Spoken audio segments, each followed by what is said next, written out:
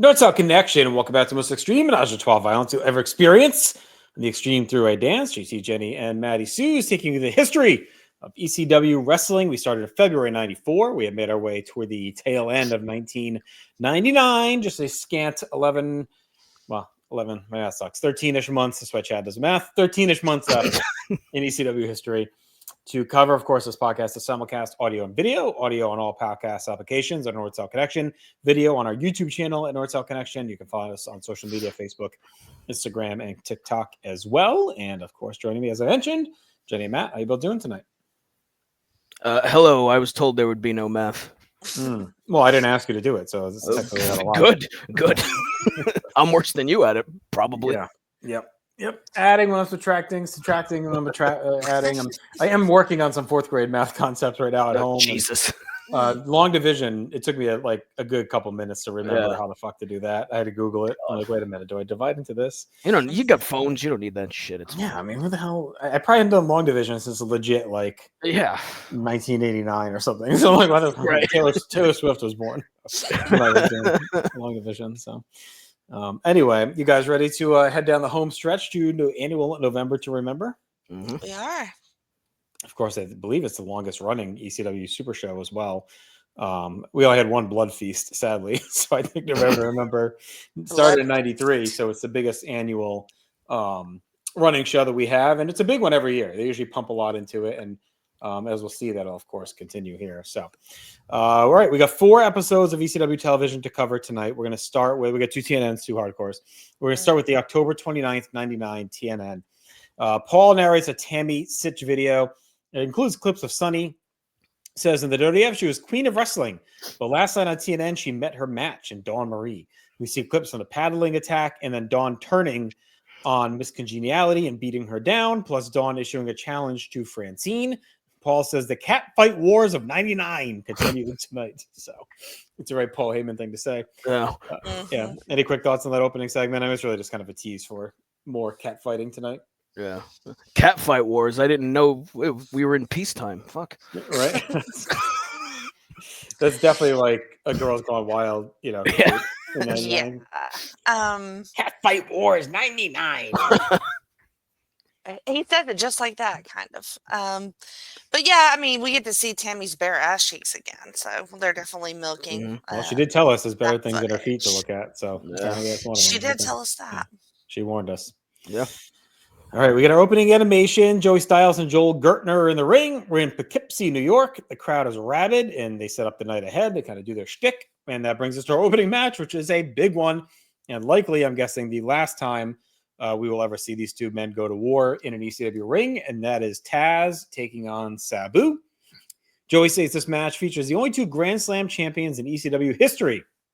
Taz is here. The crowd is buzzing as he stomps out, and I don't know about you guys. I keep expecting him to no-show or do something crazy and not be there, but these matches keep happening. So I guess he really is just fulfilling whatever obligations he had, even though he is signed with the WWF at this point, and they're teasing him actively coming in, I believe. So it's like, it's interesting that they keep, that A, they keep using him, which isn't as surprising as B, that he keeps doing this at the risk of potentially getting injured, screwing up his big money chance, right? So is that just loyalty to ECW? What makes Taz do that? Probably. I also don't know what his contract was like. I mean, maybe he just was signed through December or some shit, and they let him negotiate early, or very likely it's probably a handshake with him and Paul that he would help him out. I'm guessing. Right. He wasn't. So my notes say, "Wait, I thought fucking Taz left." So. Well, he's not the first. I mean, the Dudleys did what he did, right? Like they hung around for a while after they signed. Mm-hmm. It could have been like a bit of an FU too, maybe to the guys that up and left that he talked shit on for a while, like that assigned WCW and vanished. Raven did that back in the day. Sandman basically did it as well. Shane had the farewell, so he kind of did it right. But there were definitely guys that just kind of took off without that farewell. So it feels like a very Taz thing to do, to kind of give the FU and finish up right. So anyway, he stomps out. Sabu's there to cheers. He's got Fonzie, the whistle as well. Big time match on TNN, probably the biggest match we've had really on TNN so far. Joey does intros. He hypes up both guys through the roof to build the intensity. We get loud "You sold out" chants of Taz. We eased into posturing. Joey says these guys debuted in ECW the same night, October 1st, 1993. Where were you, Matt Souza, that night? I would have been 2 years old. Okay, Wow. so where were you? That wasn't the question. I didn't say how old were you. Fuck if I know where I was. Probably at home. Probably home, yeah. You think so? Yeah, probably. That'd be my guess. How about you, Jennifer? 93, I was, 9? 11? Math is also very hard for me. No, I don't think. Yeah, maybe 11. I mean, I was about to turn 13, so 11 sounds right. Yeah, that sounds about right. Probably at home as well. Didn't do So it was much as an 11-year-old. It was a Friday. So there you go. And Matt, there's actually a very big boxing match that happened on this day.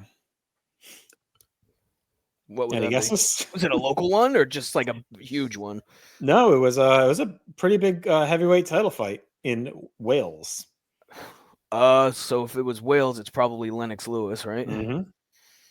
Was it Lewis and Holyfield? Nope, it was Lewis and Frank Bruno.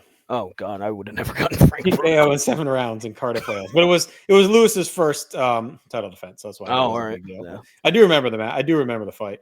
Mm-hmm. Not the fight itself. I remember that they fought and that it was a thing. So it was Friday night in 93. Yeah. My parents were probably out and I was probably sitting home with my sister watching wrestling, playing with wrestling figures, being an asshole to her. She complained about something. All right. So anyway, that night, little did I know, probably. Yeah, that or Josh was over making some kind of stupid wrestling video. So that's the night they debuted, October 1st, 93, Taz and Sabu. They've been rivals ever since. They main evented the first pay-per-view, barely legal. They're throwing bombs at each other. Taz throws Sabu to the floor. He follows out. They slug away. Taz shoots Sabu to the railing, spikes him to a table. Sabu battles back, throws Taz into the railing, sets up a table bridge. We go to break. When we come back, they're brawling up on the ramp. Sabu hits a DDT.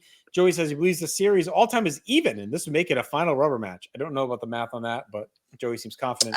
Yeah, also, I was concerned about that as well. Yeah. I didn't go back to look. I probably should have, but they trade more punches. They head back inside. Sabu gets 2 on a side kick. He stomps away, goes to a camel clutch. He releases that, tries a springboard. Taz dodges him on the way down, whips him over with a released German. Sabu lands hard on his knee and ribs. Taz stomps away, lands a hard clothesline, heads to the middle rope, but Sabu stops him, hits the top rope Rana for 2, lays in some chair shots, tries the triple jump moonsault, but Taz trips him into the open chair, and he's in pain. Taz grabs a chair, but Sabu hits a low drop kick and then a leg drop to the back of his head. Sabu sets up a table, slugs away, but Taz counters a powerbomb, snaps Sabu through a table with an Alabama slam for 2. Taz slams Sabu, heads up top, misses a somersault senton. Sabu puts a table in the corner, grabs a chair and throws it into Taz's face. Taz crumples into the table. Sabu hits a triple jump leg drop into him with a big pop for 2. Sabu sets up another table, kicks Taz low, nails him with a clothesline for 2. Sabu then puts Taz on the table, heads up, puts him through with a leg drop, gets the win to send him packing and win the feud. Really hot match, just a pure street fight, lots of hard strikes, big plunder bumps without getting too crazy. The crowd was rocking with the extra heat baked in from Taz's pending departure. Taz puts over Sabu clean like a pro, giving Sabu the feud winner. Another strong TNN match. We talked about it, probably the biggest on paper. RVD and Lynn is up there as well, obviously. A really good way to showcase their all-time feud one more time before Taz goes. I went 3.5 stars, Matt. And what I like about it, again, is that they are using Taz, and they're not using him in stupid ways. They're like, okay, what are the Taz dream matches we want to do before he leaves? Like, we got to wrap up the Sabu feud. He's never fought RVD in a big match. We're going to do that on pay-per-view. You know, like, what are the ways we can use him to maximize the value we have versus just like running him out there in a bunch of junk matches, which there was someone in the past that they did that with. I don't remember who the hell it was, Jericho or something. Remember they just had like a bunch of weird matches that kind of meant nothing and then left. His actually feel like they mean something and they're doing it with a purpose. So again, I wouldn't call it their best, but I still thought it was very good. And I'll give Taz credit. Like, he easily could have sandbagged this one and again tried to protect himself, but he laid it out there for the fans. And honestly, besides that blip at Anarchy Rules where he kind of felt like a little bit out of it, I feel like this little return run that he's having before he goes he's been pretty good. Yeah, I'm right there with you. I went 3.5 on this too. Hell of a match to throw out there on TNN, considering it had 1 week of builds. Like, hey, it's Sabu versus Taz next week. Oh, all right, great. So, really fun sprint. I mean, they just went balls to the wall for the entire whatever it was. It was probably less than 10 minutes, but it was awesome. That Alabama slam through the table that Sabu got hit with was sick. That just brutal, nasty. So, and to your point, I think having Taz do this is a lot better off than having him, beating the shit out of some scrub or losing to some scrub, because you got to lose on your way out. At least he's losing to guys like Sabu, and he's been good at it. So, yeah, I mean, it doesn't hold a candle to their best matches, but for a match out there on an episode of TNN, it's a hell of a thing. So 3.5 for me, Jenny. And we're saying not hold a candle, not as good, but I don't know. I have to look back. Like, did they? No, it's on par. Yeah. Did they ever pass 3? And like they had the one that we really liked. It wasn't. I think the pay-per-view one earlier this year. We all went like 4 on it. I think. Yeah. I would say this was just as good as like Barely Legal though. Yeah, like, I don't remember what I went on Barely Legal. I'm looking now. So we all went 3.5 at Barely Legal. Oh, okay. All right. What was the one this year? Do you remember what show it was that they fought? Living Dangerously, I think. Yeah. So I went 4 1/4. You both went 4. So that's our best. They had that TV match too, right after Barely Legal, right? Yeah. Try and find that one real quick and see. Yeah. So we all went 3.5. Oh no, that was Barely Legal. 1 second. I know they fought again. Yeah. We all went 3.5. Matt, you went 3 3/4. Yeah. I don't know if they had a 4th one in there or not, but before this. So either way, yeah. I mean, this is on par with the bulk of their work. Besides that one standout match earlier this year that we really liked a lot. Yeah, no, I agree. I did 3.5 as well, and I like the punches, good punches in this match, especially from Sabu. Good table breaks; those were fun. I'm glad that Taz got one as well with the Alabama Slam. That was fun. I like Sabu's hot peak pants, as I always do. I could tell like Taz was holding back in this a little bit. It's a little bit for sure. It's a little bit because like just little things like the way that he would land, or like just little things that I think he would typically be a little more hardcore on. I felt like it was soft, and then Fonzie was in there with his water bottle. Just way too much Fonzie in this match. Yeah. But I did like the post match, which hopefully we will get to. The one thing with Fonzie, I guess, too, we can say is like, if there is a match for him to be heavily part of, he does have all the history with Taz in here as well. True. So, True. He was a big part of the turn and him going Sabu over Taz. Like, that was a whole thing. So I think I would like it better if he was like just directly interfering in the match, but he just comes in there to like put water in Sabu's and dive out of the ring. Yeah. What are you doing, Fonzie? Yeah. All right, Sabu's recovering. The Impact players get in the ring and they crack him with a cane. They beat down Sabu further with the cane. Rob Van Dam comes in to run them off. Fonzie greets RVD, who's mocking Sabu. Joel thinks RVD had nothing to do with wanting to save Sabu. He just wanted to save Fonzie because that's in his best interest. RVD and Sabu bicker. They start to trade blows, but RVD stumbles back and Taz hooks him in the Taz mission. Sabu stomps away as well, even shoving Fonzie down, and the crowd is not happy with Taz as he leaves. So hot segment shows again Taz is still in the mix, and Sabu is finally boiling over with RVD. Joey and Joel. This was good to see them see the finally get into some stuff after all of those promos of all of that. RVD talking about Sabu all the time, and then Sabu just hauls off and fucking punches him in the face, and then they just start going. Like, it was really good. Like, this was very earned. Taz locking RVD in the Taz mission, I did not see coming. Yeah, me neither. Also very good. Yeah. I thought was a good little spot for Taz there. Yeah, I mean, I thought they were just going to have Taz and RVD basically have a promo battle for 3 weeks. So I was glad that Taz actually did something with RVD. I wasn't expecting that. So that was good. Agreed. Yeah, it was cool. Again, it's a fresh match or something different. So they're trying to get the most out of Taz, which I really appreciate because it's, again, unique. The opportunity they have here. All right, Joey and Joel are in the nest to reset the show. Joel's horny for this potential cat fight. Joey talks about how the former sign guy Dudley recently appeared on a house show and was under the name Lou E. Dangerously, which is a rib on Paul E. Dangerously. Joey says Paul laughed it up publicly, but behind the scenes is furious and he wanted to get a receipt. Apparently, too, this is just a completely throwaway line, Jenny, and I'm curious your thoughts when you heard it. He said, Louis also brought back Mikey Whipwreck, and he was on Hardcore TV this weekend against Mike Awesome. And we see clips of the match. Yeah, I saw those clips. I went, I'm sorry, what? Yeah.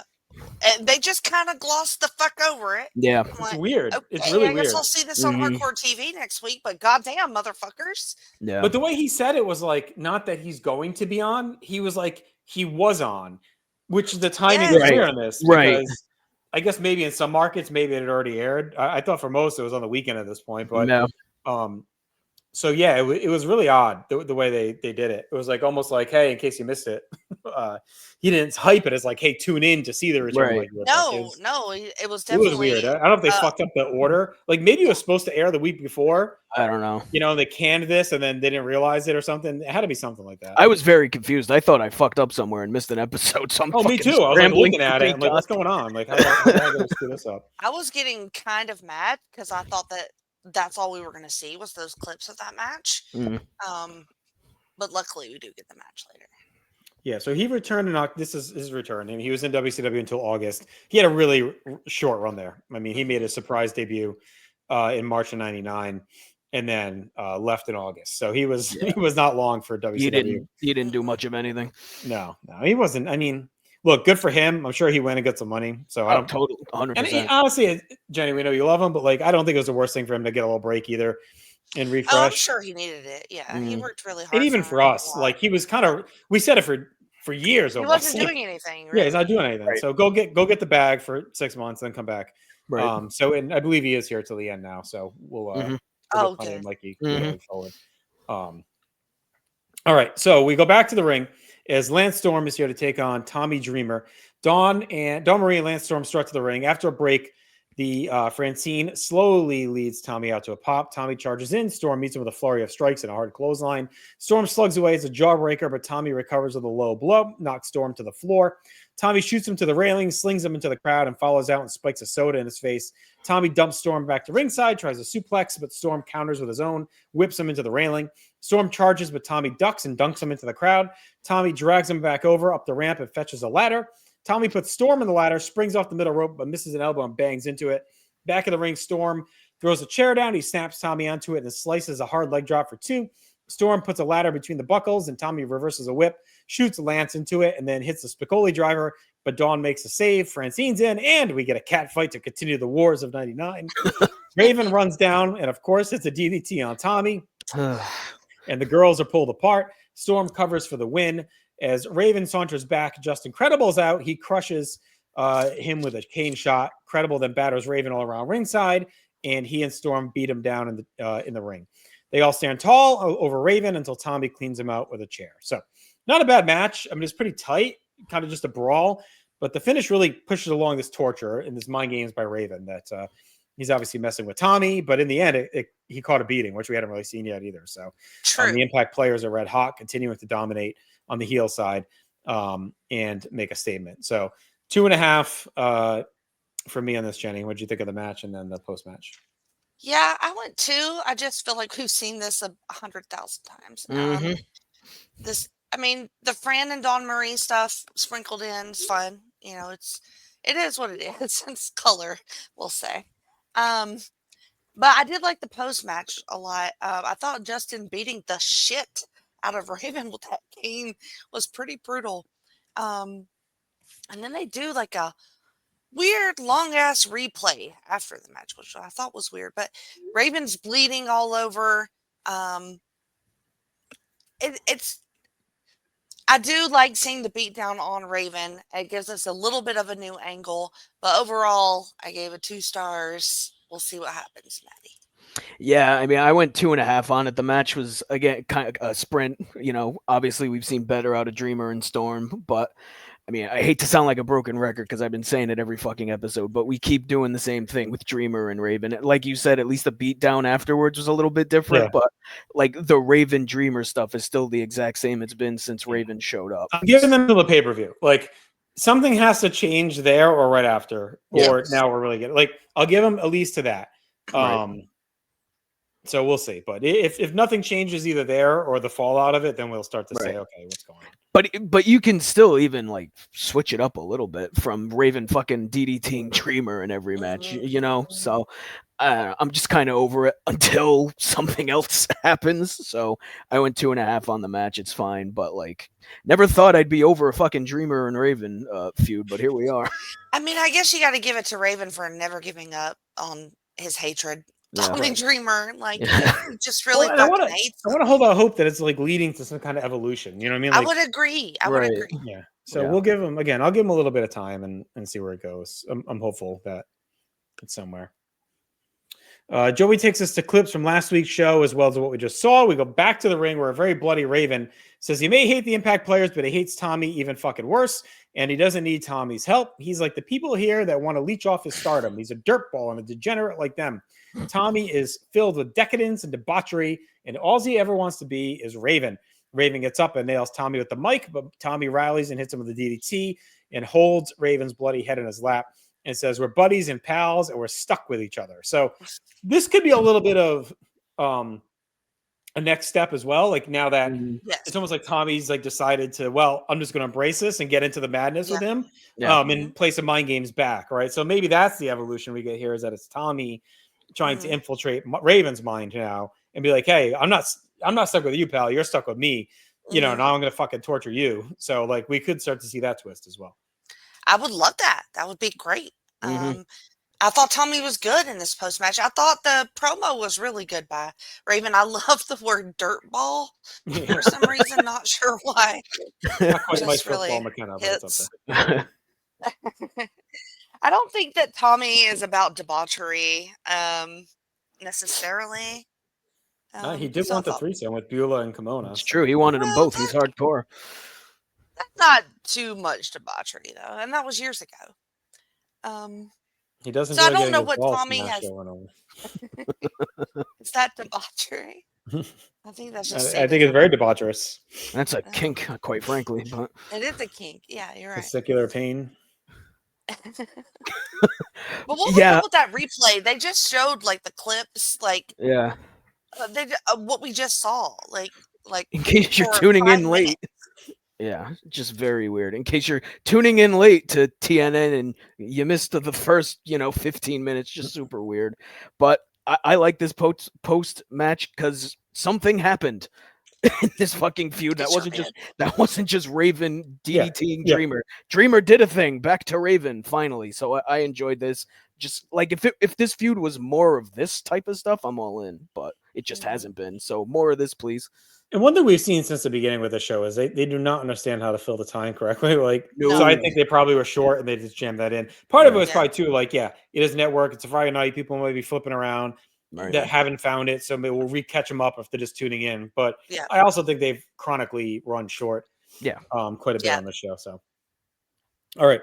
Joel and Joey reset in the nest. Joel's rambling before sending us to footage from earlier. Nova is in the locker room. He says everyone knows, he knows everyone in ECW has their own motivations and everyone at home has their own problems. His partner was hurt at Anarchy Rules and he has no complaints. Injuries happen, but from now on, every match he wrestles will be dedicated to his best friend, Chris Chetty. Aw, that was super cute. Remember that thing you said 2 minutes ago about filling time on this episode? Nova talking about Chris Chetty is filling time? It was cute. Yeah. He dedicates his matches all to Chris Chetty, his best every friend. single one. Everyone. Past the Baldies hit the ring for the first time. Very slowly stalking out into a break. We come back. They're in the ring beating down poor David Cash. Danny Doring and Roadkill are beating down Nova in the ring. Joey reminds us again that Chetty is home. And Jazz is doing an internet chat, which apparently she can't be pulled away from to come help in any way, her friends. Baldies, Doring, and Roadkill beat the piss out of Nova until Balls, Mahoney, and Axel Rotten come out with chairs. They clean house. Miss Congeniality's in the ring, smacks the chair from Axel and then slaps him. Axel gets the chair and him and Balls argue who gets a swing. She's calling for it, and Jazz does eventually show up. She must have, put the away message up on AOL. She nails Miss Congeniality with the chair and hammers at her. Balls, Axel, and Jazz stand tall. Just a sea of low mid-card messiness here. Again, time killer. I do like Doring and Roadkill. I think the Baldies have some potential. But this is just like, hey, the crowd likes to see chair shots and their favorites, so throw them out there for 5 minutes and let them fight. Yeah, I mean, I keep liking that they're giving Jazz these opportunities, even though it is with like the lower mid card people. Like, it's still cool to see Jazz. Thankfully, they were able to pull her away from that fucking internet chat. My God, what the hell did that look like? I'm sure that was great. Jesus, we had to get her out. Yeah, yeah, but, she had to wrap up. But good Lord, AOL keyword Jazz brings you to this ECW chat. But yeah, I like the fact that they keep having Jazz in these spots. They're giving her a ton of TV time lately, and she's really been great in her spot. So I enjoyed this for that, Jenny. Also, same. Give me more Jazz and balls. Oh God. Okay. That's what they said in the 40s. Poor Nova, though. He just came and poured his heart out, and then he gets fucking ass beat. I dedicate this ass beating to Chris Chetty.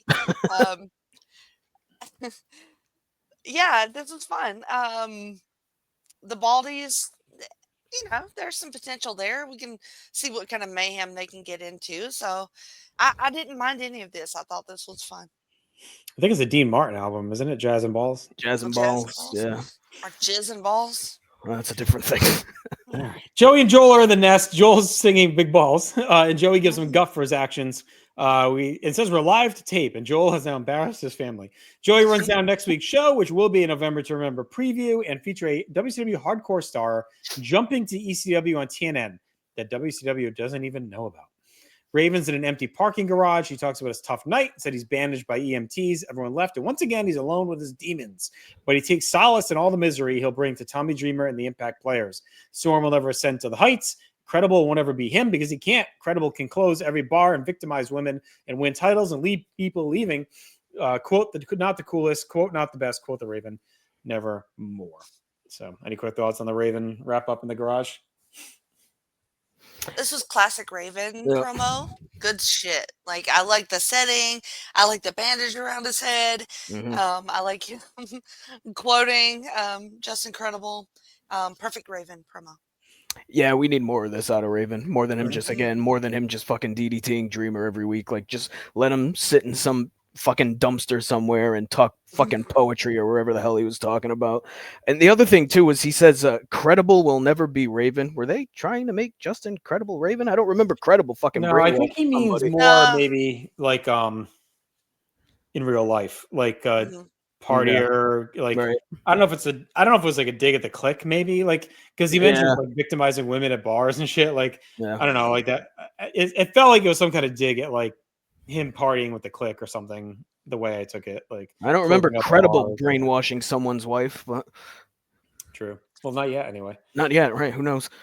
Well, he did abuse Chastity. Oh, that's a fair point. And that was Raven's. Wasn't that Raven's girl before he left? No, that's a fair point. I think you're right. Yeah, so maybe that's what he meant. Maybe that's what it when he said he had victimized women was take advantage of her. All right, best match, Taz Sabu. Yep. Yes. Worst match, Dreamer Storm. Mm-hmm. Best moment, I went with the Taz Sabu RVD scramble there at the end of the match. Yeah. I think so.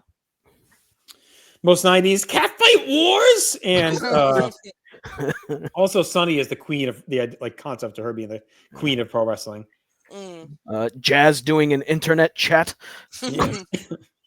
That's good. Or like not just the fact she was doing one because it's still a thing. The fact that it was like a big deal, like that she was back there doing that.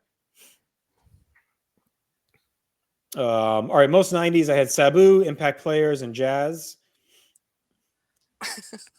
Just people. Okay. Yeah. Mm-hmm. And falling, I went Taz, Nova, Chetty. I don't know. I hate to put Taz there because he's actually been doing an okay job, but he is. We usually give it to anyone on their way out the company. So, what about Miss Congeniality?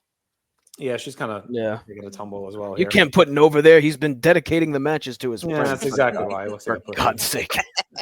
The Miss Congeniality, I can't imagine. I don't think she's around for much longer. So we'll see. I think you're right. Yeah. She's in WWF by like February, so can't be here too much more. Final grade was 7.5 out of 10. That's a really good episode of TNN. Like to have Taz Sabu on there, Tommy Storm was fun. the big fight with the 3-way fights, and then even that stuff at the end. We kind of joked about it, but it was still pretty entertaining. Yeah, I'm right there with you. 7.5. Clean sweep. Me too. All right. Let's head to the next day. Hardcore Television, October 30th. Joey's in the ring at the arena. The crowd is revved up as always. Sign Guy Dudley is here. And so this is another reason I felt like these were out of order, because he mentioned the Louis Dangerously thing. But then this is like the debut of Louis Dangerously that we see, unless it's just his debut at the ECW arena. Maybe he had already done this on a different show, perhaps. But yeah, it was really weird. Something happened, I think, with these. Like something aired out of order here for some reason, or for whatever reason. But definitely, because there's a few things he mentioned on TNN that then happened here. So anyway, Sign Guy Dudley's in the ring. He's dressed all in black. We get loud "fuck you, Sign Guy" chants. He says he's no longer Sign Guy, and Joey says, "Well, should I call you Lou?" Sign Guy says for Joey to hold the mic and shut up while I talk. The fans tell him to shut the fuck up. Sign Guy says he walks into the building 6 years ago as a fan, just like them. He did anything he could to become a part of ECW. He drove guys to the show. He took pictures. He set up chairs. Joey says, yeah, you paid your dues. Sign Guy says he wanted to be part of ECW because he knew it was special. For 4 years, he was part of the hottest act in wrestling. He set the world on fire, and they made great names for themselves. But he got left behind in the shadows. Tonight, he'll make a name for himself and prove to everyone that he's someone. Sign Guy puts on an ECW hat and a long jacket and says he's now the greatest manager in pro wrestling, and his name just happens to be Lou E. Dangerously. He holds up a cell phone and stands tall to booze, and he does look like Paul. So I'm sure this is like an inside kind of rib and a joke that they looked alike or whatever. So this is how they came up with the idea.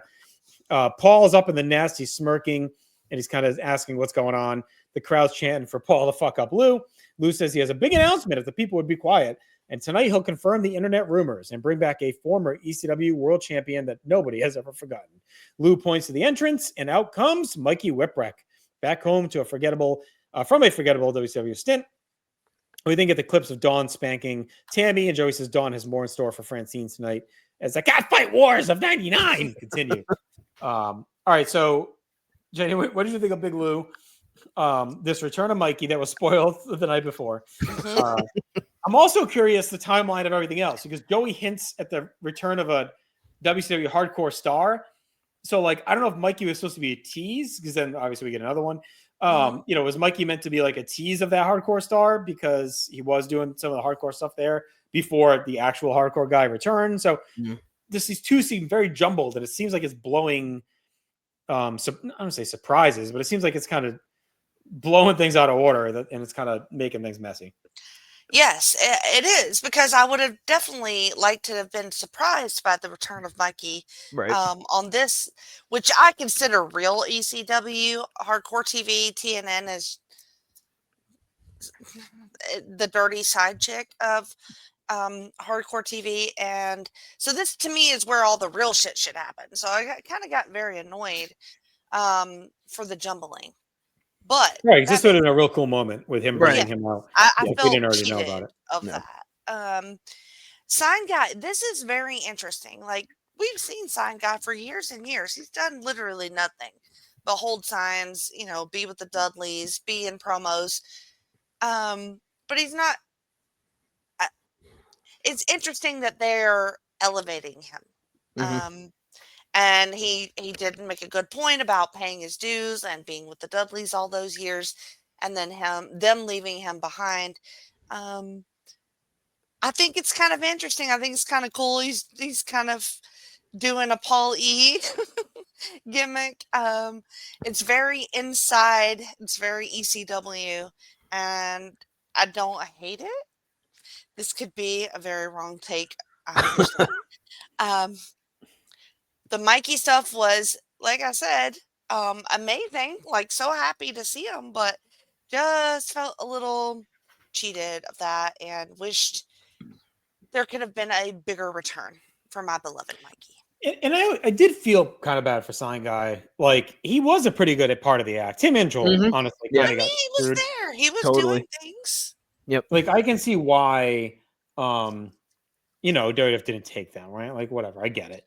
Right. But you can't take everybody with you. There's so many Dudleys. Well, and they're going to be useless. They would have had them. Right. Joel, maybe because of the time, could have caught on. But Sign Guy would have been like, he would have been there with them for like 2 months and then done nothing for a year. So, like, I get it. But So it did feel a little shitty for them because they were a big part of the act. It's not like they were a minor part. Like the two of them were with them almost the whole time, and they were a major part of the whole thing. So I was glad to see them give something to Sign Guy, and I think there's potential because they don't really have like. It's been a tradition in ECW to have that low level skis manager of like the low card, right? Like we had Damian Kane and like these guys. Like so, Lou could kind of be that guy. Like get in there with Danny Doring and Roadkill and Judge whoever Jones. else. Yeah, down at the bottom of the bunch and whatever. Like play down there for a bit. At least gives him something to do in a hook and maybe get some funny skits out of him mocking Paul. But again, it shows this is out of order, right? Because Joey says. Paul had a bad reacted fine, okay, publicly, but privately was upset. And then we see him here publicly kind of laughing it off, right? So again, it's kind of a bunch of fuckery. Yeah, the formatting of this whole thing was fucking weird. Obviously, it aired out of order, like you said. But as for this segment, I mean, look, if he's sitting around backstage anyway, obviously he's talented. He was Signed Guy for years, so why not give this a shot and have it be like a ribbit Paul, basically, which is very funny. So that'll be interesting to see. But the interesting thing is that he's managing Mikey. Like Mikey kind of doesn't like. I don't know if he necessarily like. It's fine for him to have a manager, but I feel like Louis with a name like manager, it feels like it might just be like one of those things that ECW brings him back and then they're never together. Maybe I'm wrong, but it feels like it's something like that. Maybe. Yeah. Well, that's the thing. Like I kind of hope it's not a long-term thing because I feel like Mikey doesn't necessarily need a manager because he's a well-known commodity, and also if you're sticking him with someone like Louis Dangerously, who in all likelihood isn't going to be anything more than like a lower card type of manager, I don't know if it necessarily speaks well for Mikey coming back in ECW. Well, that's something too. But then you look at the match he walks into, and then we'll talk about it right now after we get animation. Also, I wanted to say, does the crowd response match a Mikey return here? Because I felt that they were very subdued. Like they didn't know who he was. And I'm like, are you serious right now? Yeah.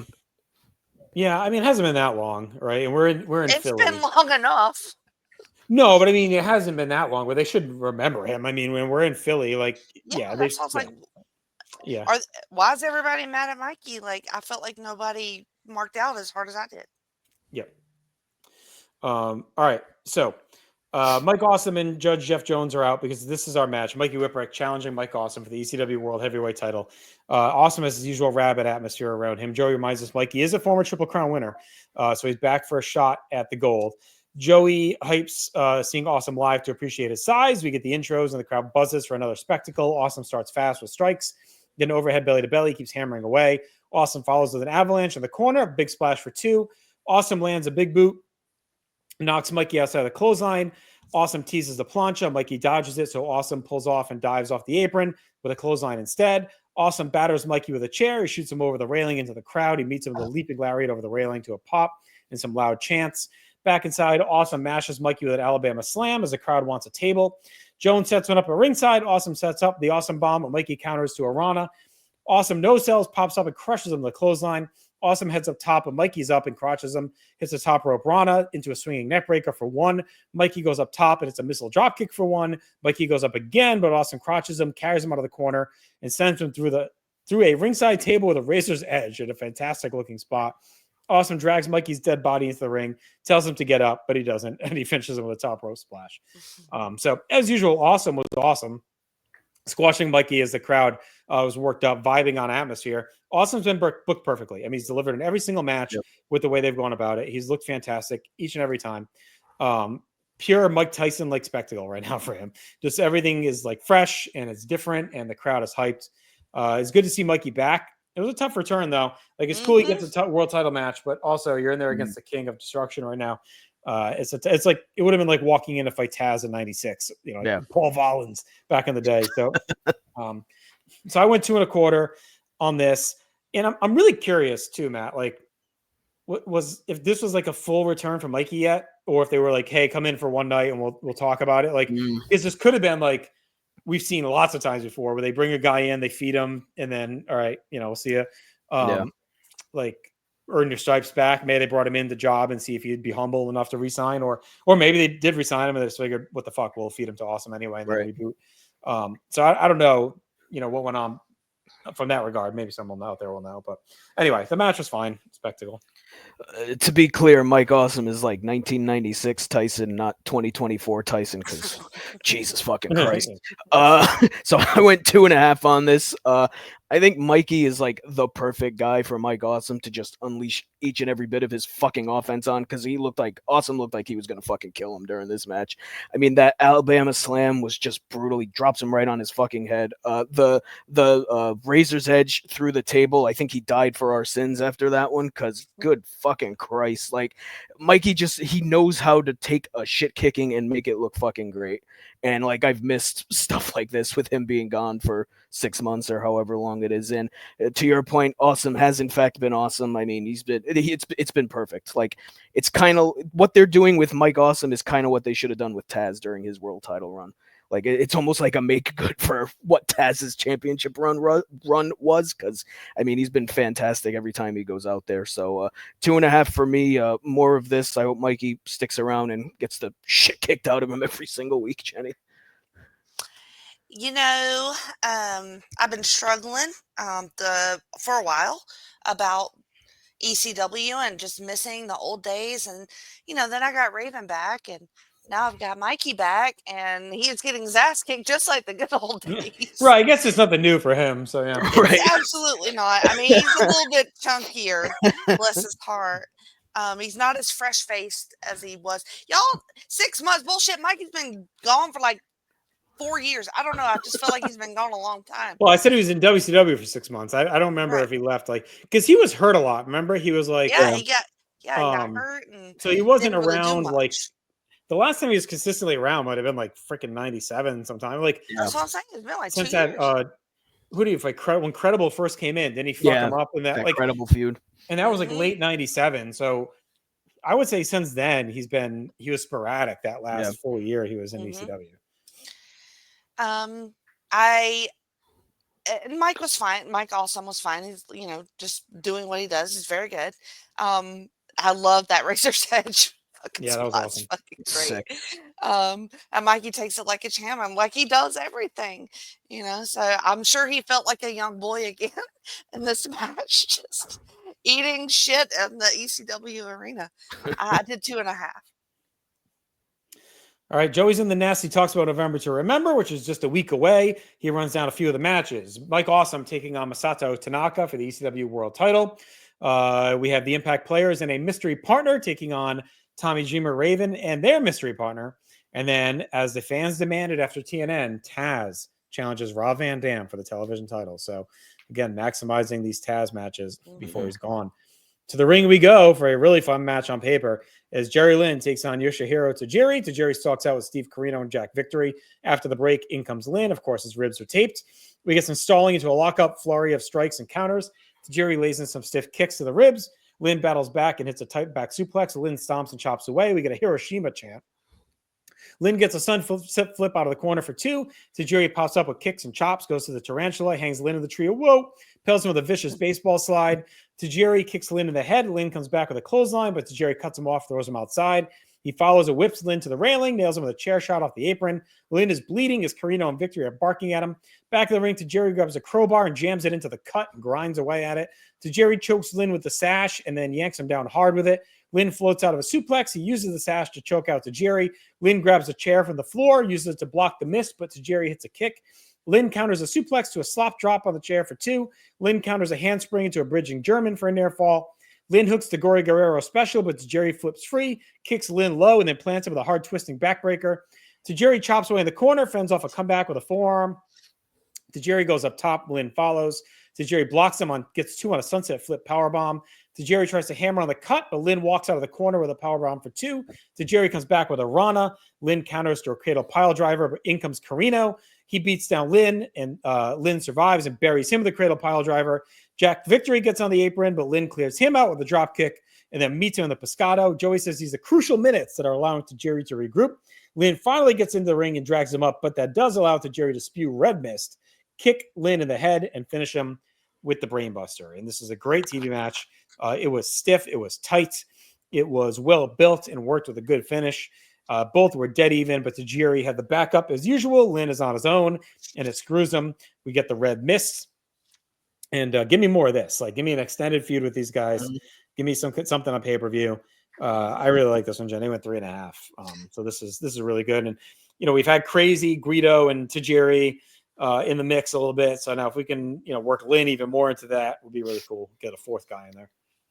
This is just so fucking fun. Tajiri is he's such a fucking asshole. When he flips off people during the match, it's so great. Just casual shit. Gets the wrench and starts fucking up Jerry Lynn. Amazing. I love the wrench spot. That is great. He just, like I've said it before, Tajiri just wrestles with like this fuck you-ness to him. And then Jerry Lynn is just so steady, boy. Like, come at me. I'll counter. I'll eat shit and then I'll counter. And he never stops, even wrapped in rib tape as he is. And Tajiri was just laying in on those ribs. But I thought Jerry Lynn looked like a rock star here, like as I do in most of his matches because I'm obsessed with him. He's amazing. The cradle pile driver was awesome as always. Stupid Carino coming in with this fucking, I don't know what he's doing with his gear, but like, anyway, I'll leave that. I had it in my notes, but I'll leave it alone. But it's a very, very good match. I love the Red Mist and I love the Brain Buster to win. So I did 3 3/4.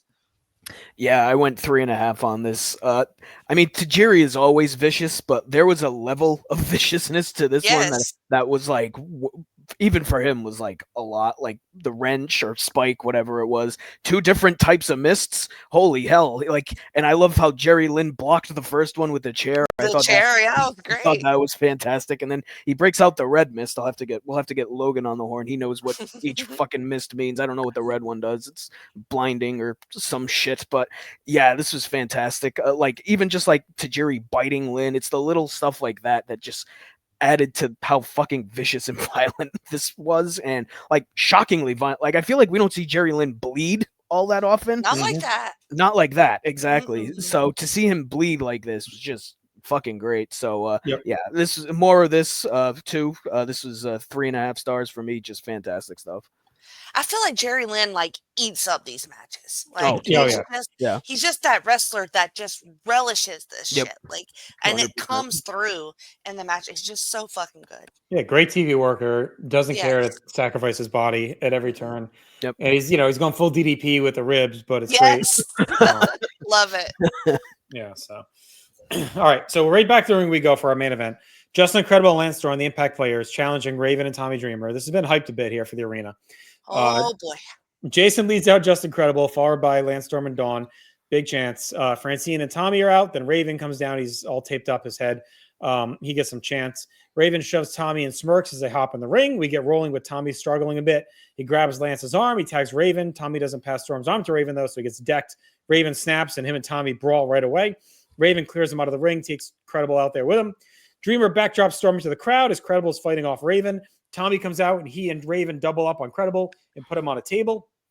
Tommy goes up top but gets shoved through the table by Jason. Raven's annoyed, so he puts Credible through the table with an elbow off the apron. Back inside, Raven sends Storm into a chair with a drop toe hold. Dawn is in, and Francine's right on her heels. We get a tease of a cat fight, but the wars do not continue as we head to break.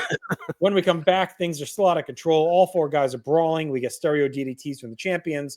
Dawn takes down the ref. Francine's in, and now we get cat fight 99 as everyone stops to watch. Dawn is clawing at Francine, but Tommy pulls her off as Rhino comes out to save. He wrecks Tommy with a spine buster, and Raven saves him. Raven unloads a DDT, but Credible cracks him and Tommy with the cane. Credible hits That's Incredible on Raven, but the lights go out during the count. And when they come back, Sandman has returned to ECW, standing in the nest with a cane and a beer and gets a monster pop. He stalks to the ring, chugs the beer, smashes the can, cleans house with the cane. The arena is going insane. Sandman stares down with Raven, who's glaring, and then leaves. Sandman and Tommy hug and stand tall with a Francine, and then she stands there as well. And they all hug, and the crowd is buzzing. So the match was whatever, just a brawl with some takeout from the champions. But we quickly kind of shuffle the Raven Dreamer stuff aside as Sandman returns, and that was electric and really well done. He looked to be in fantastic shape as well, using that free time from WCW, Yeah. obviously to be working out of the gym, downtime. It's only 2.5 for the match, but it really is just a backdrop to this return. That was excellent. He's right back where he should be. Another guy, he was gone for about a year. I think it was right around the fall of '98, right? We get the breaking news, and right before November, was it before November when he left? They had to replace him. I think it was something like that. Yeah. So he's back. His run of Hardcore Hack is just in the, just in the past now and forgotten. But this is an all-time ECW moment, and it's good to have him back. He's another guy now here at a stretch run. And I still don't know which one of these guys are talking about returning on TNN. Was it Sandman or Mikey? I don't know. Probably Sandman, since he mentioned. Yeah, that would be my guess. Yeah. But yeah, great moment, Jenny. Oh my God. I got 2 of my faves back in this episode. So I might rate this one a little high at the end, but there was a something to this, and I just felt like people are weird. Like there was a weird vibe to it. And then the match was going, I'm like, okay, maybe it's the Tommy and Raven stuff because they're actually having to work a match together, which was going well. And then when the lights went out, I was like, the fuck? I could not think of who it was. Well, and it's a good tease because it could have been Sabu. So, right. It could have been Sabu, right? But what are we doing with Sabu here? No, I know, both the Impact players out there, right? He hates them. So you think, okay. Or it could be Taz, right? He's still lingering around. Did he come back out and attack whoever? So it's, so there was enough there where you're wondering what it could be. So it's cool because I don't know what the rumors were like. I'm guessing no one probably wasn't, because that's what Joey's saying, right? We said Joey didn't even know. If I remember right, I think he had just left, sort of like a Raven situation. He had just left days beforehand. Yeah, and showed up. I screamed, chills, I've never seen a return like that. The pop was extended, for a minute, he was over across the arena on something, and he makes his way to the ring, and everybody is losing their minds. It is the moment. We've not had a moment like this in a long time. And doing it in the arena was perfect. I'm glad they didn't have to do it somewhere else. You had to do it there. It had to be done there. Yep. And just in time for November to Remember. So a year ago, they had to scramble. I can't remember who. I'd have to look back who he was supposed to fight. He was in the. It was Credible, wasn't it? He was supposed to fight Credible. Yeah, and I think you're right. They kind of got screwed. The whole card got screwed up, and they had to change it because they had the feud going with the Kane. He ran him out of town and all that stuff. So, so a year almost to the day, he's back, and we'll be on November. Remember, I'm sure they wouldn't bring him back now and not have him there. So I'm sure he'll be at the show. But he looked great. Yeah, he looked just great shape and just so much energy, just immediate life and just excitement. September '98, he signed a 3-year deal worth $200,000 annually. So he makes it 1 year. Wow. Yeah. Bill Bush released him as part of the cost cutting kind of during the new regime change there when Bischoff left. So he gets whatever. He made $200,000 for probably not doing much. And he sat at home. And he sat at home for 6 months. They didn't use him till the beginning of '99. Yeah, so did nothing for most of the year. Made $200,000 to sit around. So good for him. Good work if you can get it. The hug with Tommy at the end had me crying. I was in tears. It was fantastic stuff. All-time moment. Yeah, I mean the match doesn't fucking matter. I went 2.5 on it. Yeah, 2.5 on it. If anybody cares, but yeah, I mean ECW needed a kick in the ass. I think we could all agree. And pardon the pun, enter Sandman. The way they did it was incredible. Where he's in the fucking catacombs of the arena with that almost looked like fan cam footage that they were shooting at some point. So that was really cool. But yeah, I mean it's an all-time moment. It's fantastic stuff. Glad that he is back. You needed him back for sure. And I feel kind of to your point, Raven inexplicably worked in WCW. Mikey didn't. I feel like Sandman was never necessarily going to work his gimmick or anything like that. A little bit the stuff with Raven was great. The neighbor Jim was funny. But he was all right as Hack. I think he had some decent stuff in the hardcore division. And Sandman's one of those guys that shouldn't work anywhere but here. Right. Exactly. But he seems to, oddly enough, Jenny, before we stopped TNA Never Dies, like we were kind of getting his stuff there, and it was pretty fun. He And was. remember his WWE run is like surprisingly pretty feisty. Like Yeah. he's like Vince liked him, and they gave him a push on Raw. Like I don't know, he's just an odd guy. I don't think I've seen his WWE stuff. Yeah, well, he does the ECW, WWE, ECW, and then they move him to Raw, and he's like he gets a little push. Yeah. So it's just like it's an odd thing that he should only really work here. Yeah. But for whatever fucking reason, like he just has this odd charisma that kind of catches on. So now, was he a star in WCW? No, but like I think he like Mikey and others, like I think he exceeded at least that. Yeah, I mean, look, I don't blame him at all for getting that bag. Like you said, $200,000 to fucking sit at home for 6 months while they figured out what to do with him. Like, it's good fucking work if you can get it. But I am very glad that he is back because ECW, I think we would all agree, kind of needed something like this. But I mean, it's an all-time moment. It's fantastic. All right, best match of the night. I went Lynn and Tajiri. Yes. Worst match, Austin and Whipwreck. Yes. Yeah. Best moment, Louis Danger. No, obviously Sandman's return. I did give Louis most 90s, like the concept of a guy shooting about his character and then becoming a new character. Like that was very, 99-ish around there. So Stock Rising, I give Mikey the nod, even though his showing was a little weak. Good. Mike Awesome, Tajiri, Lynn, and obviously Sandman. Yep. Unsigned guy, perhaps. Yeah. Or should I call him Louis now? Big Lou. He looked good. Okay. Stock falling. I just went WCW. Like this is now two guys in one night that jump back. Yeah. They wasted guys. I could was Mikey going to be a star? No. But he could have hung with the cruiserweights and done some stuff. Like, and Sandman had that charisma again. Like, he could have crossed over and been a star. And so it felt like they were accumulating assets and rating the company. And again, good for these guys to get paid, but it felt like for what to sit on them. So, all right, I actually bumped this grade up a little bit as we were talking because I liked it even more. So I went 8.5 out of 10. I mean, Sandman's return is huge. It is Jerry's huge. awesome. Whipwreck's return. So like there's really no down parts of this episode. I might do 10. I mean, I went 9 on it, so yeah. Fuck it. 10 out of 10.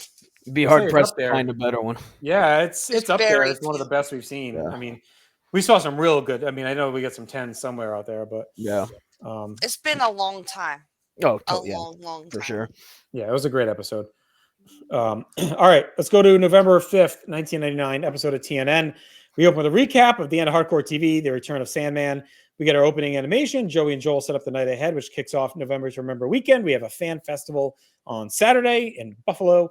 Joey runs down the big card, and we go right to the ring as Axel, Rotten, and Balls Mahoney take on the Baldies, who are in the ring with chairs. DeVito says there are two things they ain't got, hair and patience.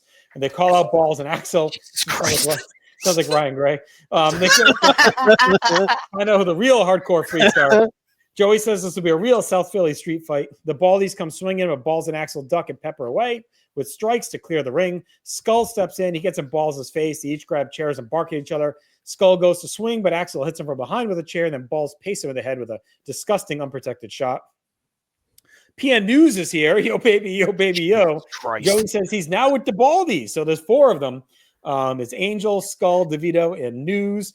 And they all beat down Rotten Balls. So Natural Born Killers fires up. Out comes New Jack with a can of plunder.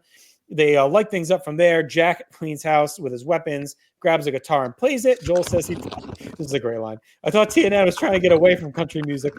Angel comes in with a staple gun, shoots one of the staples into New Jack's eye, which ends the fight. We get the replay, and the Baldies leave as Axel Balls and the officials are carrying to New Jack. Joel says Angel now looks like he's the new king of the streets, not New Jack. So the match was whatever. The crowd liked it. It felt like it was going through the motions. The Baldies basically stood there and fed for weapon shots. The epitome of kind of a, like the band has to play the hit, right? Journey's got to play Don't Stop Believing.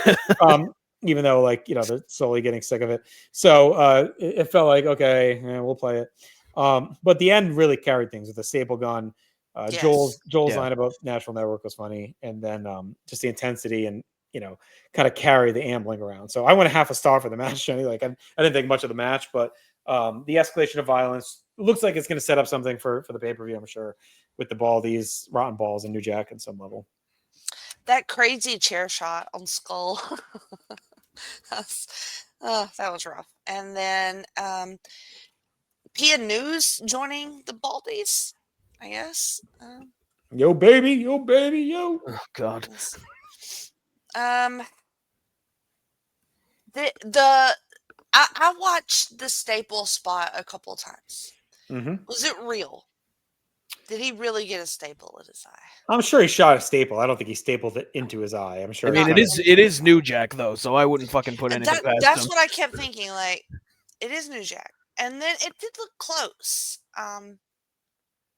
But this was fun. I mean, like, if you like weapons, it's fun. I gave it 1 star, Matt. Yeah, I mean, I went half a star. Fuck me, PN News. Jesus Christ. Every fucking podcast I do, he shows up. God damn it. Skull really got Von crushed with those chair shots, huh?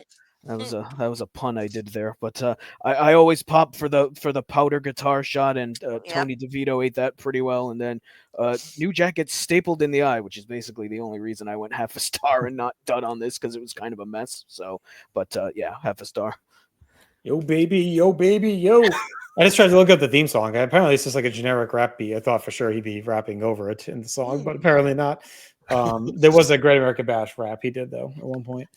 I feel like PN News is out of step with the rest of these other baldies.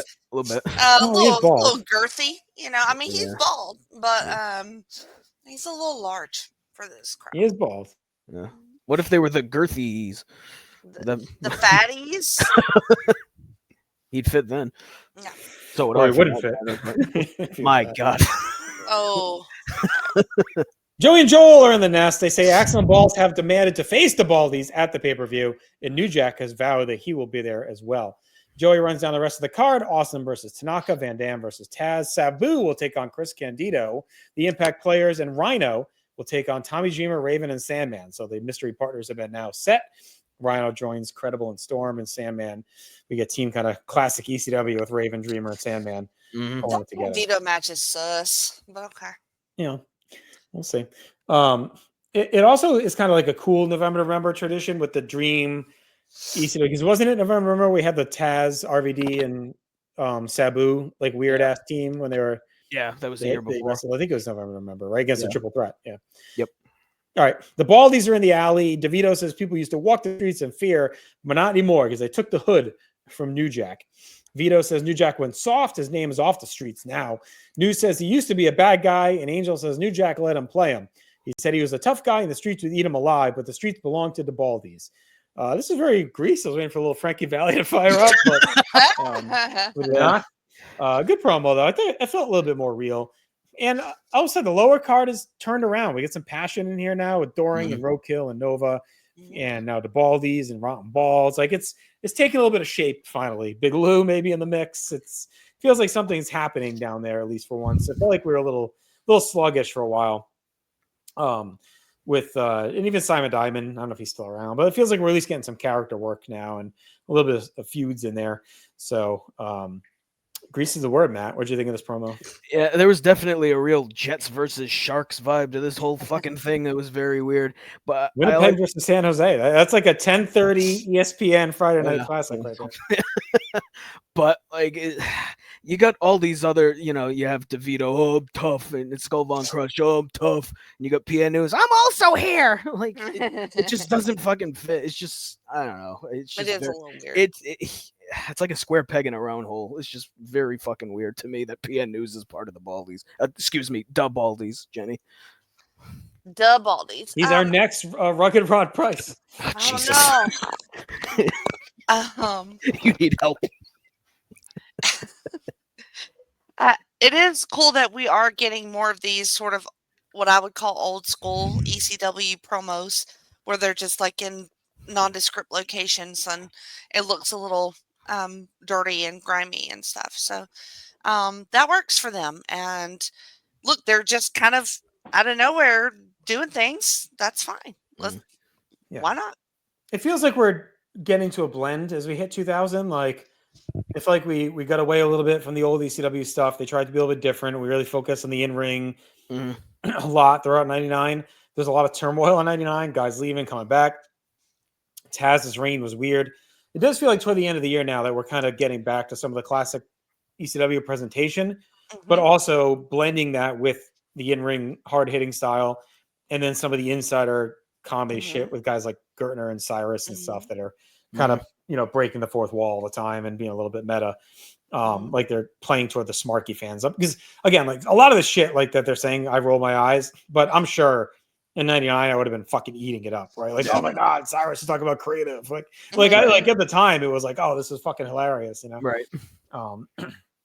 Now it's like, all right, whatever, bro. All right, back to where we go for a three-way dance. Spike Dudley, Little Guido, and Super Crazy are going at it. And as Little Guido appears, you know what that means.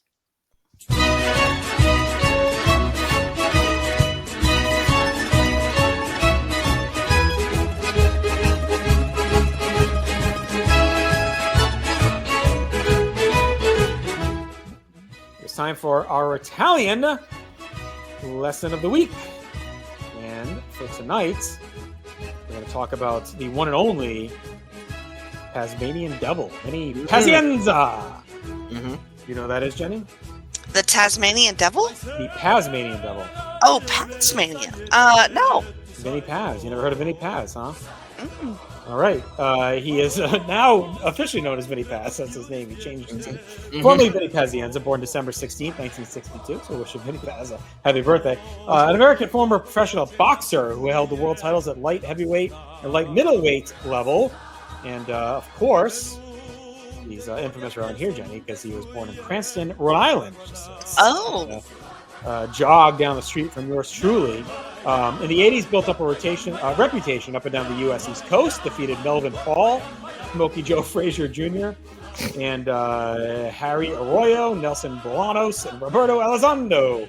He had his first world title fight in Providence, June 7th, 1987. He defeated Greg Hogan to become the world light heavyweight champion. They'd fight a couple more times. He fought Roger Mayweather, and then I think most infamously, Matt, at least around here, I remember his big fights with Hector Macho Camacho, the WBO champion. Those are like a huge deal around here when Pazienza and Camacho. I remember watching those live. Probably some of the earliest boxing stuff I really like was like a big deal. We went to my uncle's house. He had a big party. Moved up to the junior middleweight division, and then things kind of went sideways for him in let's see, when was the actual? I'm not sure I get the date right. It's 91. So November of 91, he was forced to relinquish his championships due to a serious car accident, which he broke his neck. He was scheduled for January 10th title defense against Pat Lawler in Atlantic City. He had to wear a medical device called a halo, much like Pitbull. So it's a pretty infamous like pictures of him, like he's got the giant halo on. He's rehabbing. He rehabs for 13 months, comes back and defeats junior middleweight champion Luis Santana by decision. So he comes right back and wins. He ended up beating Roberto Duran twice, which was like those were his last kind of big fights, especially around here. He did actually fight Roy Jones Jr. as well, which is a big fight, which he lost in that one. He would end up losing a super middleweight champion, losing to the super middleweight champion in 2002. That would be his last title match, and he retired in 2004. Found a record of 50-10 with 30 knockouts, 5 world titles. And beyond that, also, most infamously, outside of boxing, in wrestling, was at WrestleMania 15. He was the guest referee for the Brawl for All between Butterbean and Bart Gunn. He also knocked out the San Diego Chicken. So that was a fun moment. But also, you can go ahead and check out the movie about his life, Bleed for This, which came out in 2016. So it's all about the accident and his battle back from the injury subsequently. He's also in the National Sports Hall of Fame. But he, of course, like Raven, is fighting his demons. He's been arrested on a variety of charges, mostly alcohol-related crimes, domestic violence, bad checks, and disorderly conduct. And I'll tell this last story about Vinny Paz before we roll on. When I worked at Stop and Shop in the late 90s, Vinny Paz lived nearby. He'd often come in late at night, hammered. He'd have the big fucking sunglasses on because I'm sure his eyes were bloodshot to shit. Yeah. And he just had this stacked fake blonde with him. and they would just be fucking groping and making out in the produce section. You go over there, they'd be laying on the fucking grapefruits, like just a scene every time. Vinny Paz with a Cranston 5.5. Just a scene. No, she was, what you'd expect him to pull. I mean, she was cute. It was a scene every time he came in there. It was like, Vinny Paz is here. And he does currently hang out a lot on Main Street in East Greenwich. My brother has many a picture with him. Really? Up and down different bars and stuff. They'll run into him. They'll hang out with him. And from what I'm told, if you run into him at a bar, you're likely going to be holding him standing up by the end of the night. If you want. Oh shit! Yeah. So he's definitely still a Rhode Island legend. He's often out boozing on the town. But growing up around here in the 80s and 90s, like everyone knew Vinny Paz. So it was the big local star. So shout out to Vinny Paz here on this Italian lesson of the week. Any questions, Johnny? No, I feel thoroughly, learned about Vinny Paz. You gotta go watch the movie now. Yes. What's the name of the movie? Bleed for This. Yeah. Okay. It's Miles Teller plays Vinny Paz. Oh, I like Miles Teller. Yeah. You should do a special for Talking Docs. It's like a biopic more than a docs, but yeah, it'll be right up the Cowboys alley. Biopics. Sure.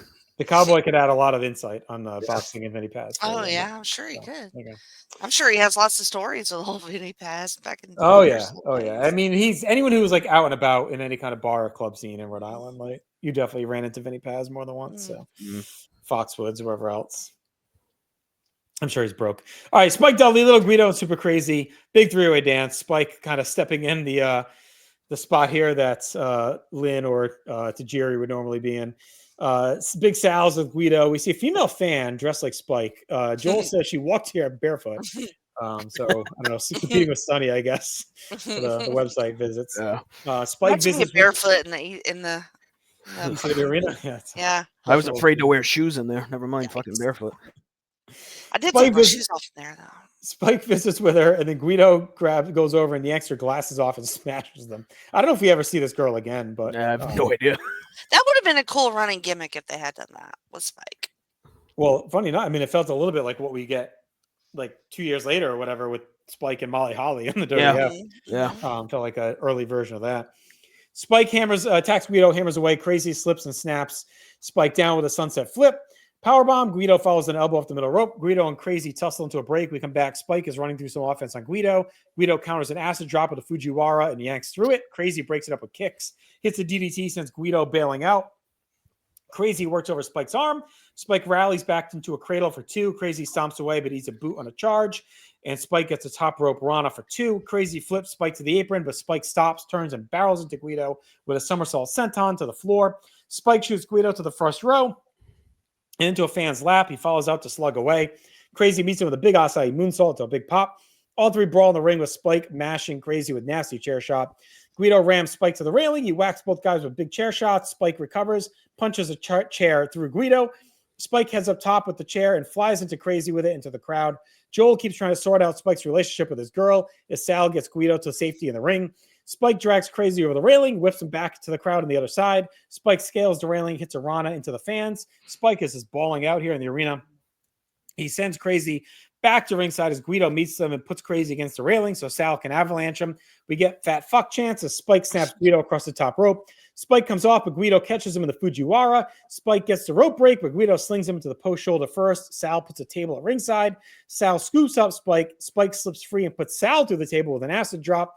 He gets back in the ring, but Guido counters and acid drop, hits the Tamikaze, and Spike is done. Crazy is back in, and we get some standing switches into a Super Crazy, bridging German for 2. Crazy gets to work, hits a standing moonsault for 2. Crazy hammers in the corner. Guido catches him, hits a pancake for 2. Guido then drops an elbow and chops away. Dodges a top rope moonsault, gets a leg drop off the middle rope for a near fall. Guido's yelling at the ref and stomping away, but Crazy counters a suplex into a corkscrew suplex. He gets 2, hits 2 of the 3 moonsaults, but buries Sal with a baseball slide through a chair. Crazy tries a top rope moonsault, but he eats Guido's knees. Crazy comes back with a brainbuster for a good near fall, and then follows with a sit-out powerbomb for the win. In a great match. Amazing chemistry and smoothness. Just a classic ECW triple threat that has really overtaken the company here in 99. Spike has really showed up and looked awesome without having to resort to nonsense. I think this is his best match that that he's had. I'm sure we might have something close, like in those crazy brawls he had with the Dudleys and shit, but just as a straight match that wasn't like full of blood and garbage. This to me was easily his best. Guido and Crazy, fantastic as always. The ending stretch was fantastic. Sal was good as usual too. So it was great, pure nonstop action. Crazy gets the win, going to pay-per-view. I went 3 3/4, Matt. Like, I thought this was fantastic. I mean, it really hummed, it buzzed. It felt fresh with Spike in there doing some different stuff. So yeah, I'm right there with you. I went 3 3/4 on this too. Just it doesn't matter who they throw into these three-way dances. Like, they're always entertaining. Even the one with fucking Simon Diamond was fun to watch. So all these guys have a chemistry with one another that is incredible. And it's just the way they're throwing these moves back and forth, and it's all looks great and fluid. And it's like these guys have wrestled each other like for weeks and weeks and weeks. And like, they know what each other are going to do before they do it, type of thing. It's all fantastic. I enjoyed Spike giving his glasses to Amy Poehler in the crowd. That was very interesting. So cuddly. But yeah, I do wish Spike was in the final too. I thought that would have been a good move. I mean, I get why they didn't do it because Crazy and Guido have the history. yeah. But just as something a little bit different, I would have liked to have seen Spike in the final too. But I mean, he still looked fantastic. That fucking acid drop he hit Sal with through the table, and the table just fucking explodes, was just savage. So yeah, another awesome match. These three ways I look forward to them all the time because they're all fantastic. So 3 3/4 for me, Jenny. Yeah, these three ways are kind of like the bread and butter right now of ECW.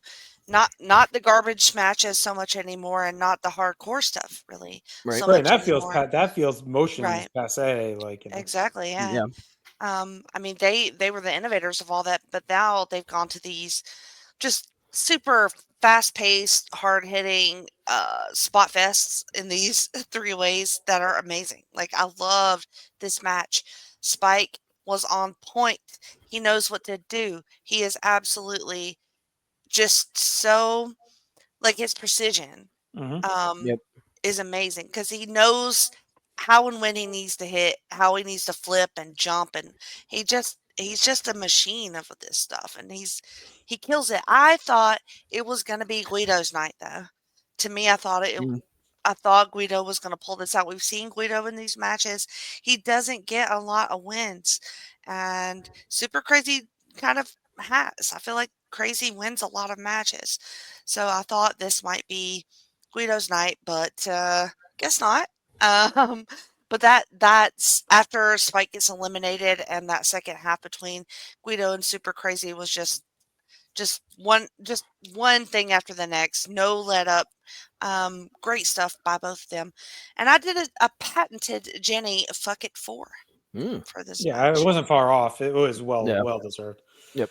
All right, Joey and Joel in the nest. And by the way, TNN, for its faults, Jenny, you called it basically poor man's ECW or whatever. Like, Yep. we're having great matches. That's one thing we're getting on TNN. At least like once every other show, if not every week, we're getting a great match at this point. Like last week, we had one. Now this week we got this one. So Yeah, it just still is missing something for me on TNN. I don't know. Joey and Joel are in the nest. They hype up the pay-per-view. RVD and Fonzie are backstage. Fonzie calls out Taz. RVD says he's the top guy in the company, even when Taz was champion, and he wants to punish Van Dam for it, but it won't happen. RVD says Taz is jealous and impressed, and the critics call him the best wrestler in the whole fucking world. No one came up to Taz after a 4-minute title defense and said it was the best match they ever saw, and he never had the best match of the year or even that night. RVD hears that shit every night, and add in the fact that he really wants to beat Taz's ass, and Taz can survive if he lets him. So I thought it was a pretty good RVD promo, and he doesn't talk often about his legacy, but here this felt personal. Like, Yeah. fuck you, I'm the guy, not you, buddy. Yeah. And, The 4-minute title defenses, that was good. Yeah. That's fucking good. That's just, it's perfect because it's accurate as fuck. It kind of feels like RVD knows he has something to prove by like he's just aggravated that Taz still fucking exists. He's like, I'm the guy now, get the fuck out of here, so I have to be the one to put you out, so be it, type of thing. I love him saying, like, have you ever heard that's the best match I've ever seen in my life? I hear that shit every night. I loved it. It was good shit. All right. So that promo brings us right into a little Pulp Fiction action. I'm in Diamond because he never comes alone. He always. Your audio's off a little bit. All right. You think There it's you go. music maybe? Is that better? Yeah. You better? Okay. Mhm. This is Pulp Fiction. Simon Diamond says he never comes alone. He always brings his big dick, and Dick pops up with him. Danny Doring is crying as Roadkill tries to console him and says he's lost his woman. He's never coming back, but at least he has Roadkill. And Doring says all the other single ladies that want to go with the Danaconda is in room 637 at the old Marriott, and it tastes like chickens. Oh. So, as noted, I think we have seen the last of Miss Congeniality after the catfight wars in '99. She was driven off. One of the casualties, yes. Would show up. I'm pretty sure February in the WWF with S.A. Rios as Lita in February of '99. So, and of course, lead up for the rest of her career from there. Fonzie is with Sabu, calls out Chris Candido for trying to make a comeback against him. Says he'll put him through a table and he'll be lucky to make a comeback to the dressing room. Diamond and Dick ramble, talking about Niagara Falls and Buffalo and Dick and coming. Lynn talks about a series of matches with RVD, but Tajiri needs to understand the next time they meet, it'll be his honor and pleasure to kick his ass really good. And Tajiri will know he's messing with the new fucking show. The Baldies are in the alley. They say New Jack's looking for them, but they're not hard to find. They make him his busted eye. We get some. He says they give him the Sammy Davis Jr. And it could be worse. New Jack could find them and actually have to deal with them. We have more Simon and Dick jokes. Carino's with Rhino and Victory. They say they're 48 hours in the biggest November to remember of all time. And everyone wants to know who'll win the big match. And there'll be winners and losers, and the man standing above the nest was the Sandman in all his glory and splendor. Had come back home to ECW with his cigarettes and his beer and his cane. But he also brought something that Rhino's going to hand back to him, his ass.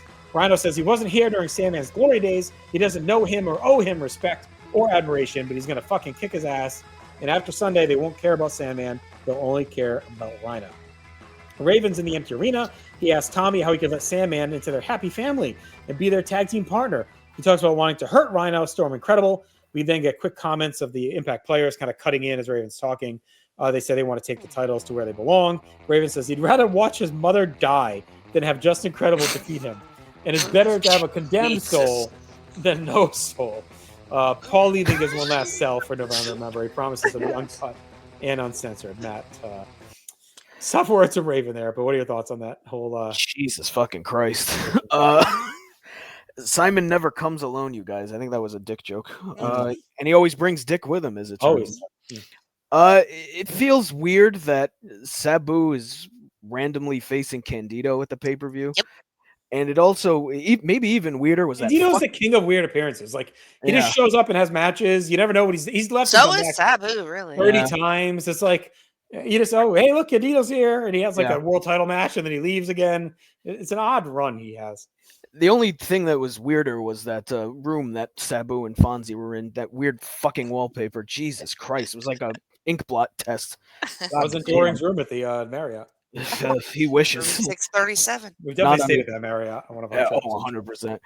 100%. When they were Rock was every Tuesday with the waitress. PN News, he kind of reminds me of, that cartoon with the tiny chihuahua and the big bulldog, where the big bulldog was like that.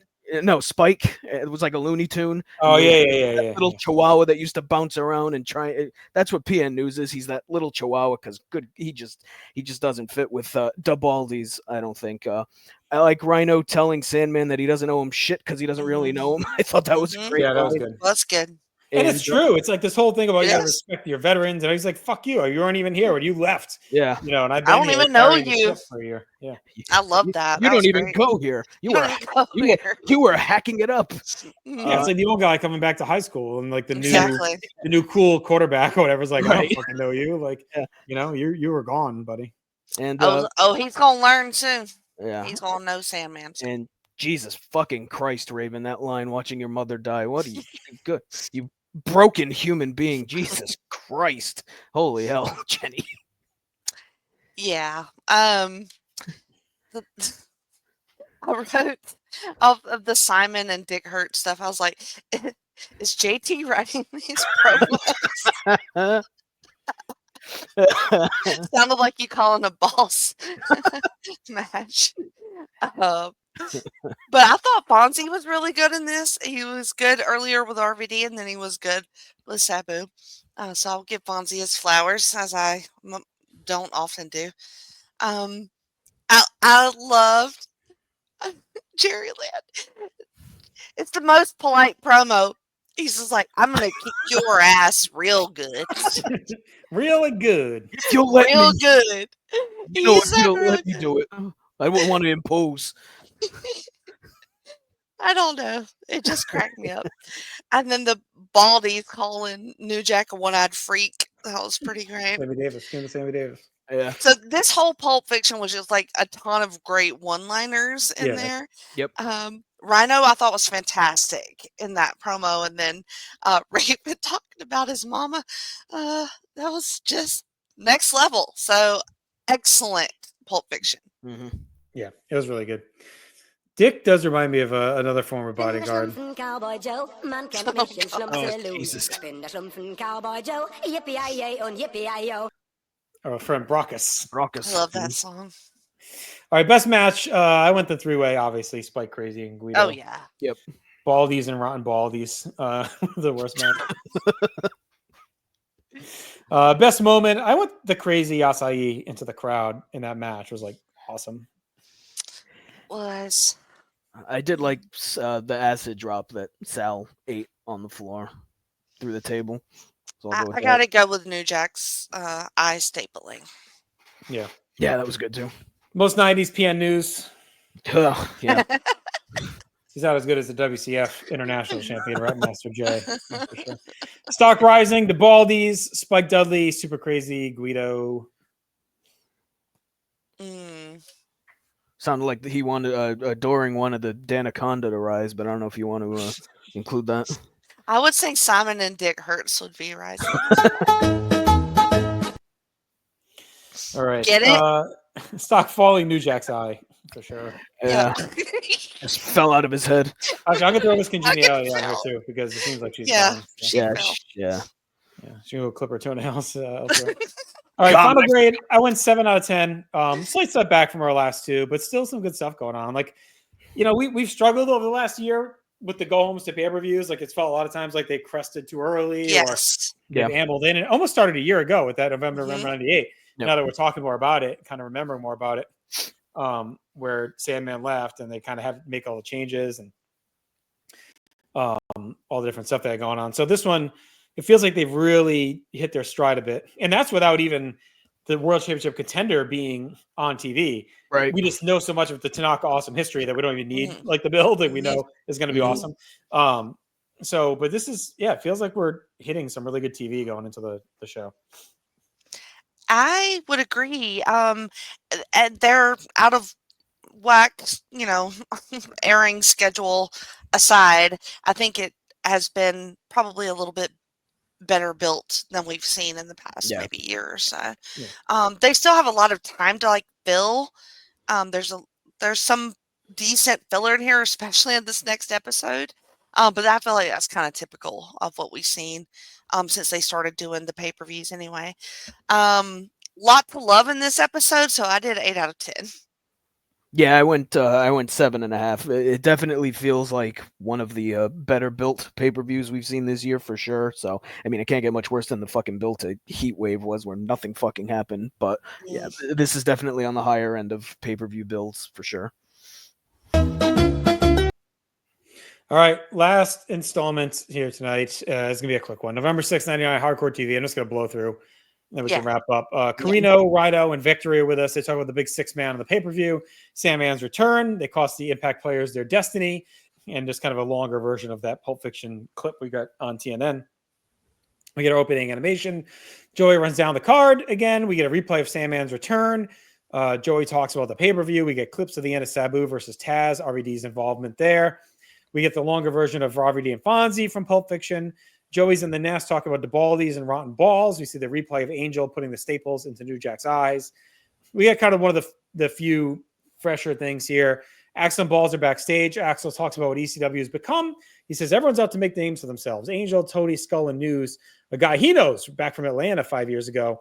What they did to Jerome, their friend, was ridiculous, and they're not going to talk, and they're not talking shit to get over. Axel calls Balls Johnny, so we know he's being serious here. He says, listen up. I never talk. Jerome Young is someone I lived with and rode with and did laundry together and cooked and cleaned, paid dues. And it wasn't the Baldies. This is about Angel making a name for himself by coming after their friends.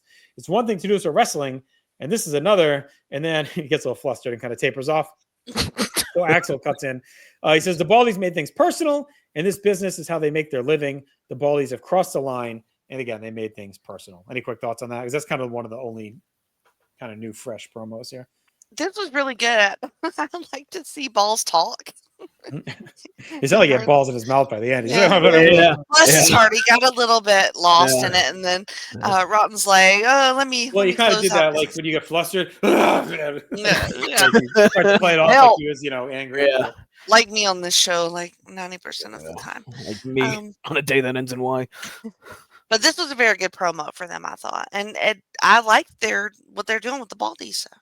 Yeah, I mean, they had to do something, a little something, I think, to juice this feud up a little bit more. So I'm glad they did this promo. The promo was fine. Like the real name thing is kind of like I'm hit and miss on it. It was fine here, but like they had to do something because I mean, I get that Angel staple New Jack in the eye, but like I don't know, it needed another thing. So. All right. Joey and the Nest says Axel and Balls have demanded the Baldies at the pay-per-view, and New Jack has promised to be there regardless of condition. We're going to get the full card again. Simon Diamond's backstage, wants to take us on a tour where some of the lesser stars lace up their boots and put on their trunks. And he walks by lockers with handmade name tags. They see Mike Hunt, Phil Lacio, and Ben Dover, and then shows us where he keeps his dick. And Dick is just standing there. I don't think those were real wrestlers, you guys. Kind of X-rated Bart Simpson parody. This is very stupid, but I liked it. Yeah, right up your alley. Joey and the Nest talks about the big three-way dance at the pay-per-view and Lynn's personal score to settle with Tajiri. We see way back when Tajiri attacked Lynn backstage when Carino baited him in. We've seen that clip about 10,000 times already. With, Lynn with the big glasses on. And the vicious red mist, of course, ended up costing Lynn a match against Tajiri, so we will get the rematch there. We do get a chunk of that on the show.